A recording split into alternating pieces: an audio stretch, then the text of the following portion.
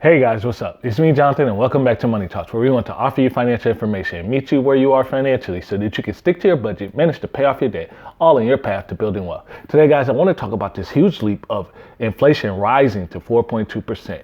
How did this rise occur? And then what are some things you can do to help your budget and manage through this process?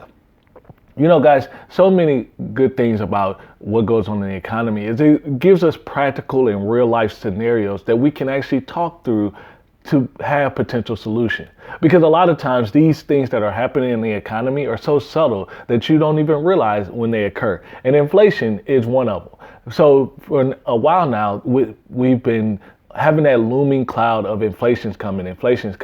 But the fact is, since the pandemic has begun, inflation kind of already had started taking place by means of, because the supply was so low or limited in fact, from stores to cars to homes to now even gasoline, where you're paying more at the pump, it becomes a little bit more difficult to really put it all together. And the thing of how this really starts to affect your budget is because you're getting little and subtle increases that do add up over the cost of time. So we know a lot of people may have started working from home or transitioned to home through the last year. But then there are a lot of people who are already going back to the office, or maybe your job was lost throughout this process. What are some things you need to think about during this time to actually help yourself move forward? Well, number one, you have to understand if the cost of goods and services already rose, you have to know that, hey, what I made last year, just like in any year, but especially over the last year, is not going to be enough. So if you made $50,000 and that was kind of tight, then you definitely need to be looking at a job for $60,000 to $70,000. The problem with that is oftentimes what we still struggle with, even over the past 10, 15 years, where it was really highlighted, the cost of goods were rising, but salaries did not rise at the same pace. So you have some difficulty there. What does that mean? It doesn't mean that you can't go out and make a raise or get a raise or make more money than you used to.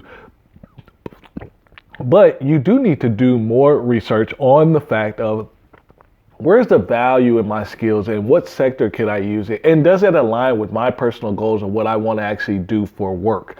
And does it give me somewhat of meaning? So you want to look for a way to maximize the value you're getting for the skills you're putting out into the economy.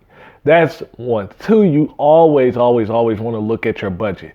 It will come in handy because unfortunately during this time, you should always be looking at costs. And if you have a set budget for your grocery bill, well, you might now have to get creative in how you're deliberating with that budget. The one thing about inflation is sometimes one store has items that you usually buy at a lower cost than another store. So while you may like using a certain vendor for your grocery bills and things of that nature, it can behoove you to not only use coupons and things and discounts and all these different programs to help lower the cost, but it could actually help you to make sure you're searching every option when it comes to grocery that offers that particular product or service that you need.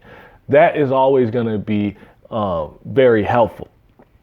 Third, whenever there's a change in your budget, if you take from one area, where are you offsetting that cost in another area? So while inflation upticked in certain areas, maybe there was something you start to pay less for now since this whole situation, your lifestyle's changed in such a way that this whole situation has allowed you to free up cash in another area. That can be a way for you to balance your budget. Lastly, you want to look at where, after you do all these transitions, how is this helping you save and progress for financial freedom? What are you doing to put yourself in the best position? You know, I took a poll, and I do this a lot in my Money Talks group, and I would encourage you to join the conversation there. But one of the things that I'm starting to realize is you get so caught up in the needs, and you get so caught up in trying to be prepared for what comes up, that the future is the one that takes a back seat. until the future becomes your present.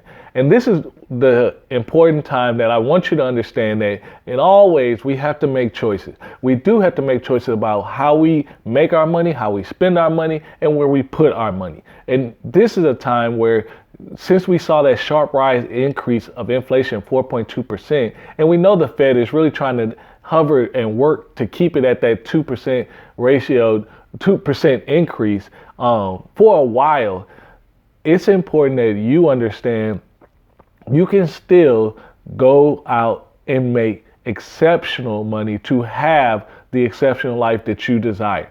I cannot define what wealth truly means for you, but I will say one of the things that's wealth means, or you have to have in every scenario, no matter how you use your wealth, is you do have to have money. So I hope you guys enjoyed this video, and I want you to be very cognizant of the costs that are going on right now and ways that you can cut costs. If you like this video, go ahead and give it a thumbs up. If you haven't already, please subscribe to the channel. Also, let me know in the comments what you start to pay more for, and how are you saving money in order to afford that item. I can't wait to see you guys in the next video.